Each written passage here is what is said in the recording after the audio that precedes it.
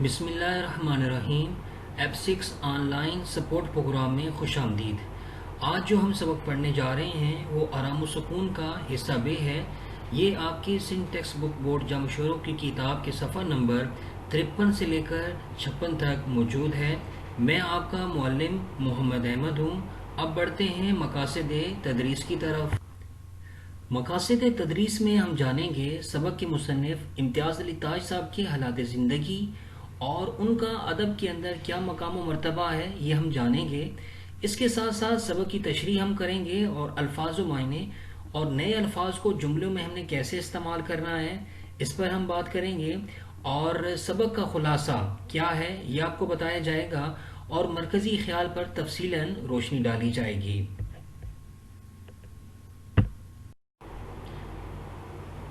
बीवी, इसमें मेरी जी चाहे का क्या सवाल, खाना आपको है या मुझको। मियाँ, साबूदाना बना देना थोड़ा सा। बीवी, बस इससे क्या बनेगा, यखनी पी लेते, थोड़ी सी चूज़े की यखनी बनवाए देती हूँ, मकवी चीज़ है। मियाँ, बनवा दो। बीवी, 2 कदम चलती है मगर मैंने कहा देर लग जाएगी यखनी की तैयारी में। चूज़ा बाज़ार से मंगवाना होगा। इस लल्लू से अल्लाह मारे को जानते हो, बाजार जाता है तो वहीं का हो रहता है। मियाँ, हूँ। बीवी, तो फिर यूं करती हूँ। सेहन में बच्चा पट पट गाड़ी चलाने लगता है। मियाँ, अरे भाई अब ये क्या खटपट शुरू हो गई। बीवी, नन्ना है आपका, ईद के रोज़ मेले में से ये खिलौना गाड़ी ले आया था। ना इस कमबख्त का दिल इससे भरता है, ना वो कमबख्त टूटती है। अरे मैंने कहा नन्हे नहीं मानेगा ना मुराद, छोड़ इस अपनी पट पट को, जब देखो लिए फिर रहा है। सबजादे का दिल किसी तरह पुर होने नहीं आता। चूल्हे में झोंक दूंगी इस कमबख्त को, इतना ख्याल भी नहीं आता कि अब्बा बीमार पड़े हैं, शोरो गुल से इनकी तबीयत घबराती है। मियाँ, हूँ कराता है। बीवी, कम नहीं हुआ दर्द। मियाँ, हूँ। बीवी, दवा लेते तो घट जाता। मियाँ, हूँ। बीवी, तो मैं क्या कह रही थी, खाने का पूछ रही थी। फिर नन्हे की पटपट की आवाज़, फिर वही नहीं मानेगा ना मुराद, ठहर तो जा, गुस्से में जाती है। देखिए बेटा, इसके अंदर क्या बताया गया है बुनियादी तौर पर कि बार बार जो मियाँ है उसको जो है वो बीमारी के अंदर बार बार आवाज़ें आ रही हैं। कभी किसी चीज़ की आवाज़ आती है, कभी खिलौने की आवाज़ आती है, तो कभी किसी और चीज़ की आवाज़ आती है। तो यानी बहुत ही वो बेचारा तंग हो रहा है। तो जैसे ही बच्चे के खिलौने की आवाज़ आती है तो बीवी कहती है कि मेरा, वो गुस्से में कहती है कि मेरा जी ये चाहता है कि इस बच्चे को खिलौने, जो खिलौना है उसको उठा कर मैं चूल्हे के अंदर झोंक दूं, यानी डाल दूं। झोंकना, डाल देना। यानी वो कहती है कि इसको इतना भी पता नहीं है कि अब्बा जो बीमार हैं और ये खिलौना जो है उसकी आवाज़ से वालिद को तंग कर रहा है, अब्बू को जो है वो परेशान कर रहा है। मियाँ कराता है, दूर से बीवी की आवाज़ आ रही है, छोड़ अपनी ये पटपट। बच्चा रोने लगता है, चुप ना मुराद, इतना ख्याल नहीं है, अब्बा बीमार पड़े हैं, डॉक्टर ने कहा है कि शोर गुल ना हो, उन्हें तकलीफ होगी। चुप, खबरदार। जो आवाज़ निकाली, गला गूंद डालूंगी। बच्चा रोना बंद करने की नाकाम कोशिश करता है। कम वक्त का जो खेल है ऐसा ही बेढंगा है, चल उधर। नहीं चुप होगा तो खींचती हुई ले जाती है। मियाँ उससे उस हंगामे जज होकर कराए जा रहा है। बीवी की आवाज़ गायब होती ही कमरे में झाड़ू फेरने की आवाज़ आने लगती है। मियाँ चौंक कर, अरे अरे भाई ये गर्द कहाँ से आने लगी, ला हौल वला कुव्वता, अरे क्या हो रहा है। अच्छा ये देखिए बेटा, इस पैराग्राफ के अंदर दोबारा क्या होता है कि बच्चा रोना शुरू कर देता है, तो बच्चे की भी जो रोने की आवाज़ होती है उससे भी मियाँ परेशान होता है। तो फिर उस बच्चे को बीवी जो है वो चुप कराने की कोशिश करती है। और उसके बाद क्या होता है देखिए, उस बच्चे को इस हंगामे से वो फिर क्या है कि जो बच्चा है, जो शोर है वो भी परेशान हो जाता है कि बीवी की आवाज़ गायब हो जाती है, कमरे में झाड़ू फिरने की आवाज़। तो उसके बाद जैसे ही बच्चा खामोश होता है तो बीवी की आवाज़ जो है वो झाड़ू झाड़ू देना शुरू कर देती है ना। तो जो जब जब झाड़ू देना शुरू कर देती है तो फिर दोबारा से आवाज़ आती है झाड़ू की, और उसके बाद जो गर्द है उसकी वो भी उड़ती है। तो मियाँ कहता है कि ये जो गर्द है ये कहाँ से आ रही है। मुलाजिम, झाड़ू दे रहा हूँ मियाँ। अच्छा, मुलाजिम जो है वो झाड़ू दे रहा है। मियाँ कम वक्त दफ़ा हो जाए यहाँ से। तो मियाँ कहता है उसको कि यहाँ से चले जाओ, झाड़ू मत दो। मुलाजिम, झाड़ू न दी तो खफा होंगी बीबी जी। मियाँ, बीबी जी का बच्चा निकल यहाँ से, कह दे इनसे। मुलाजिम जाता है, कवाड़ बंद करके जा। मियाँ करा कर चुप हो जाता है। टेलीफोन की घंटी बजती है और बजती रहती है। अरे भाई कहाँ गई? अरे कोई टेलीफोन सुनने तो आ जाओ। लाहौर वाला हुआ था। खुद उठता है। हेलो, मैं इशफाक बोल रहा हूँ। बेगम इशफाक किस काम में मसरूफ़ हैं? इस वक्त कमरे में नहीं है जी। यहाँ कोई ऐसा नहीं जो उन्हें बुला लाए। मैं अलील हूँ। क्या फरमाया आपने? आवाज़ देने के लिए ज़रूरी नहीं गला भी ख़राब हो। आप फिर किस वक्त फ़ोन कर लीजिएगा। मैंने अर्ज़ किया ना, चूँकि मैं बीमार हूँ कमरे से बाहर नहीं जा सकता। ज़ोर से फ़ोन बंद करता है। बदतज़ीब गुस्ताख कहीं के हूँ। अच्छा, यहाँ पे जैसे ही वो फ़ोन आता है, इस जो पैराग्राफ है इसके अंदर बताया गया क्वाड, मैंने जैसे कि आपको बताया कि दरवाजे के पट को बोला जाता है कि वो बोलता है कि आप ऐसा करो, इसको बंद कर दो और यहाँ से चले जाओ। और यही जो आवाज़ होती है वो इस कदर ज़्यादा होती है कि वो परेशान हो जाता है। बीवी, मुझे बुलाया था है, तुम उठे क्यों? मियाँ, इतनी आवाज़ दी कोई सुने भी। बीवी, तौबा तौबा। लेटे लेटो, मैं ज़रा गोदाम में चली गई थी। ए लल्लू को रेठे निकाल कर दे रही थी। बुलाया क्यों था? हमसाए के यहाँ गाना शुरू होता है। मियाँ, फ़ोन था तुम्हारा।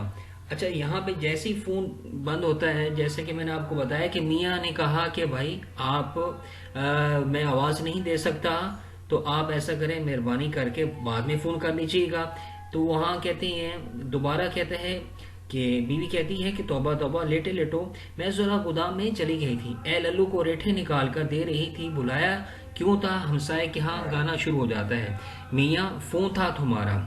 आगे, बीवी, किसने किया था? मियाँ, होगा कोई, अब मुझे क्या पता। बीवी, जब खड़े हुई थी तो नाम पूछ लेना, कोई गुनाह था? मियाँ, मैंने कह दिया, फिर कर लें फ़ोन। बीवी, मुफ्त की उलझन में डाल दिया। अल्लाह जाने कौन थी और क्या चाहती थी। मियाँ, ए भाई, कोई ऐसा ज़रूरी काम न था, वरना मुझे पैगाम न दे देती। तुम खुदा के लिए उन हमसाए के सबजादे का हारमोनियम और गाना बंद कराओ, मेरा सर फटा जा रहा है। बीवी, अब उसे क्यों कर रोक दूं मैं?